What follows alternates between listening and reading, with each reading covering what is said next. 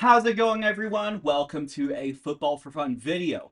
I'm Daniel, I'm a Texans fan, and welcome to 5 players who will win your fantasy championship. In fact, I feel so confident in them, I would just trade my entire draft. If you're in a Dynasty League, future draft picks for these 5 players, just draft them and then rely on the waiver wire for the rest of your roster. Okay, don't do that. And I'm just joking for those of you who are like, oh, clickbait. Not necessarily going to win your fantasy championship, but I do feel strongly about these players. But if you like this video and are interested in more fantasy football content, please feel free to smash that subscribe button and leave a like. Drop a comment, even if it's a snarky, oh, he doesn't know football comment. I would love to hear your perspectives. I will say, if you're wondering about my qualifications, I did win 3 fantasy championships last year. Now, granted, they were kind of casual leagues, but relatively competitive, I'd say. So I'd say so know something about fantasy football. I'm not trying to pull my own weight here, but I do think I can give some perspective. And yeah, these are 5 players that I feel very good about your chances to win their fantasy league. So if you're like on the fence about some players and things like that, I would definitely look into those players. Now, the premise of this is going to be these aren't like dark horse or like sleepers or anything like that, except maybe the last one. These are more of the obvious, first, maybe second rounders where I would just I would just go boom.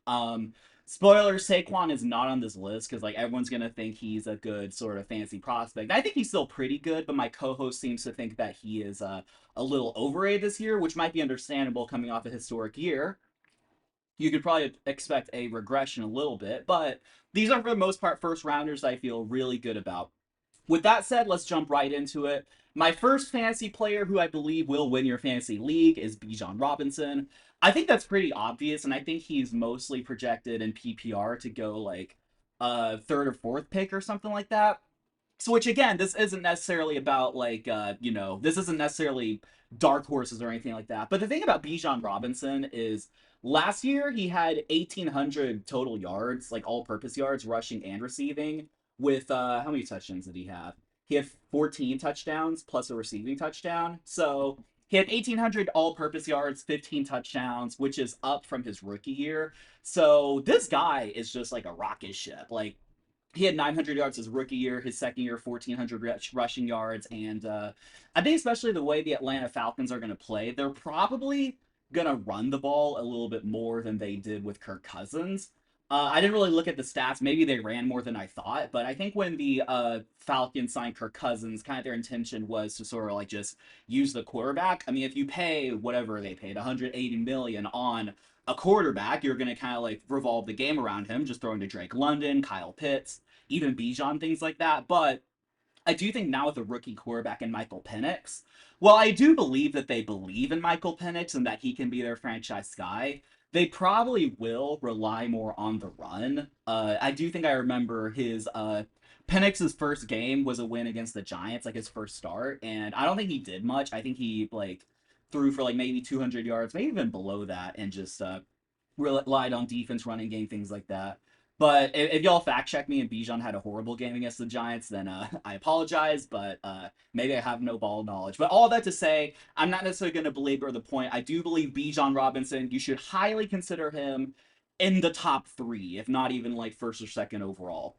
With that said, we will move on to my second player that I think you have to draft. Now, this guy I think is a little bit, maybe a little bit slept on as far as like the top guys, but no bias, Nico Collins, and there is logic to that because last year Nico was he's kind of coming off of a rough season just relative to his standards as like CJ Stroud, obviously the offensive line and like really the whole team, I'd say besides the defense. Nico Collins was still able to scratch up 1,000 yards even though he didn't play a lot of games. He missed several games. I want to say, yeah, he only started 12 games. He only played 12 games, so he missed 5 games. He was still able to muster up 1,000 yards, 7 touchdowns. So he still had a pretty productive year. And what I think is also important is that he is going to be the guy in Houston. Now, kind of ironically, I do think actually this coming year we might kind of be like I was saying with the Falcons, to where even though we have CJ Stroud and I believe in CJ Stroud that he's our franchise guy, we might just depend a little bit more on like the running game. I mean, we signed Nick Chubb, so that tells you all we need to know, right? But we're gonna kind of hand it off to Joe Mixon, Nick Chubb. I know Joe Mixon was injured, but he'll be fine. I think he'll be fine by preseason. But yeah, among the receiver rooms, Nico Collins is the guy. Unfortunately and very sadly, it doesn't seem like Tank Dell is going to be much of a factor next year. And then Christian Kirk, I think he's seen as our wide receiver too. But honestly, I think more, if anything, he's a veteran presence, and he's kind of his numbers have kind of been on the decline. They've kind of regressed. And it wouldn't shock me if he's just like a third or fourth receiver by the end of the year, just a depth veteran piece. And I think he probably understands that. But really, the receiver room is going to be Nico Collins and the two rookies, Jaden Higgins and Jalen Knoll. And so obviously Nico's going to be the guy, unless Jaden Higgins has some sort of offensive rookie of the year season, like a Brian Thomas or Malik Nabers or something like that. Two guys who may or may not show up, but Nico will be the guy, assuming he's healthy. CJ's very comfortable with him. And don't be shocked when he has a breakout year, maybe 1,300 yards and like 12 touchdowns or something like that. But Nico Collins is the guy. Definitely get him in the first round. My third guy, and this is going to be kind of a core belief that I have with these fantasy drafts, is you can never go wrong with an LSU wide receiver. Malik Nabers. Now, I don't think this is necessarily profound, saying that, like, you should draft Malik Nabers. He had one of the best rookie seasons ever for a wide receiver. I think maybe he might be slept on a little bit just because he's on the Giants. But what I will say is that Malik Nabers, now no one thinks that Russell Wilson's any good, but he has more stable, and I would argue better quarterback situation than last year. Last year he had Daniel Jones, and obviously he got cut, so like who was their quarterback besides Daniel Jones? Was it like, oh, what's his name? Was it DeVito? So he had like Daniel Jones and Tommy DeVito throwing to him. This year, he'll probably have Russell Wilson throwing to him for the first 4 games, and then Jackson Dart, which, okay, if Jackson Dart's a bust, he'll still probably produce, honestly. I don't think that's going to change anything. I think Malik Nabers is a rocket ship, just like a lot of these other guys. He was probably good enough for Offensive Rookie of the Year if it weren't for Jaden Daniels. And yeah, honestly, the reason I put him on the list is, one, he's an LSU receiver who was drafted high, uh, but also he'll have more stable quarterback play. Even if you told me that Russell Wilson starts all the games or starts like all 17, which I would venture to say, one, if that happens, it means it's probably going pretty well. But also, Russell Wilson, like, he's good with like, deep ball throws and things like that. I think like George Pickens was relatively productive when Russell Wilson was throwing him stuff.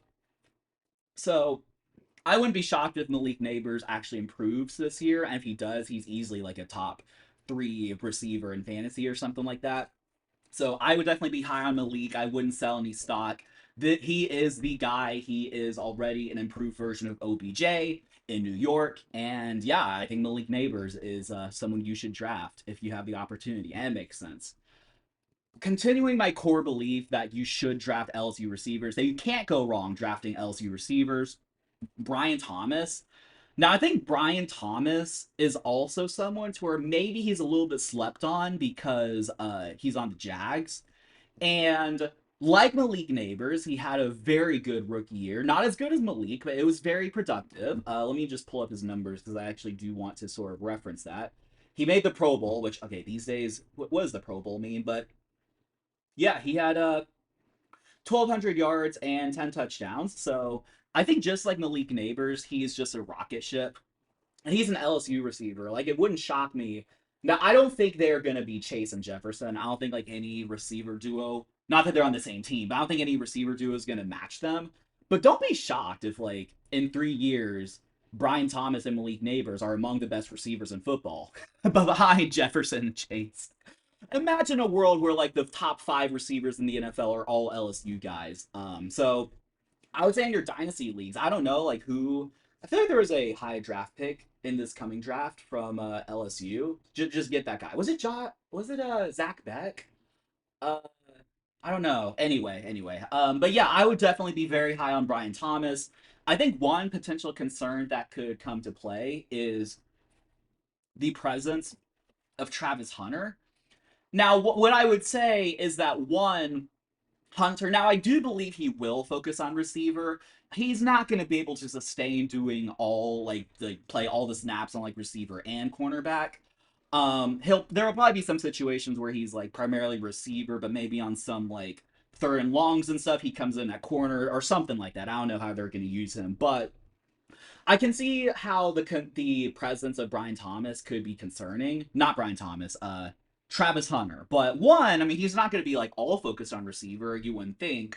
But also, I think there are a lot of sort of receivers that I just don't worry too much about like a guy having competition.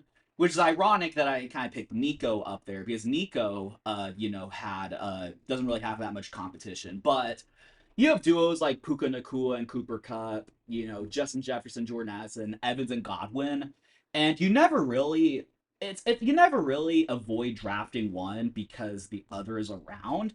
So I think regardless, Malik Nabers is gonna have a not Malik Nabers. I'm getting these LSU guys mixed up. I think Brian Thomas Jr. is going to have a really good year, and just my core belief going into any future fantasy drafts, don't be afraid to draft LSU receivers who are drafted high. I was even researching, even like Kayvon Butte, I think it was a 6th round pick, and he's like a starter in New England or something like that. So you can't go wrong drafting LSU receivers. And my fifth player who will win your fantasy league, I see him as more of a dark horse, but I do also see him as like a rocket ship. Bucky Irving. Yes, Bucky Irving, I think, is going to be really, really good next year because let's think about it. So last year it was kind of him and Rashad White sort of splitting carries. He only started 3 games, which I think means that Rashad started the other ones, but I could be mistaken. But Bucky Irving, keep in mind, as a rookie, splitting carries with a veteran, he had 1,100 yards and 8 touchdowns. He also caught for 392 yards, which I think was like 8th among running backs last year, something like that. So he had all this production when he wasn't like solely the guy. He's going to be solely the guy. What I also will mention is that he only had 207 attempts. Kareem Hunt had like 200 attempts. So he is going to be getting the rock. I know last year's numbers weren't like all that impressive, but he is the guy in Tampa. It wouldn't shock me if he's healthy, if he goes for like 12, 13, 1,400 yards, gets 10 touchdowns. He's a factor in the receiving game as well. And I think also as like Baker Mayfield gets a little bit older and the receivers and things like that, they might rely on the run more than we realize. I think that the Tampa Bay Buccaneers, they are still very heavy in the receiving game. They have Evans, Godwin, and what's his name? The kid they just drafted, Egbuka, right? But I do think the Tampa Bay Buccaneers will rely more on the run game than maybe we realize. So I would be very high on Bucky Irving. I think he's projected to be a 2nd rounder. So maybe I wouldn't reach in the 1st round, but definitely if it comes the 2nd round and he's just there and you don't love the other options, because what I would say is that a lot of the guys that are ahead of him are, the Derrick Henrys and Saquon Barkleys of the world, to where, Bijan obviously, to where like they're veterans. Okay, Bijan's not a veteran, but you see like the established guys, and then there's I guess Devon Achane, which I could have like put, but I don't know, for some reason I'm not as high on Devon Achane. I'm not exactly sure why, but I think he'll be very good. But I do believe in Bucky Irving. Just my rationale is that he is the guy in Tampa, and he put up good numbers as a rookie when he wasn't the undisputed guy. So I would definitely be very high on him. Also, go Bucks. All right, well, I hope you enjoyed my breakdown of these 5 players who will win your fantasy league. If you want to win your fantasy league, please feel free to like, comment, and subscribe. It would mean a lot to us. We are approaching 150 subscribers, so if we can get that here in the next few days, that would be amazing. And as a reminder, we are a smaller channel, so we live stream and things like that. So any suggestions you have as far as like content, we are always here to sort of fulfill. So thank you all so much for watching, and I'll see you all for the next one. Peace.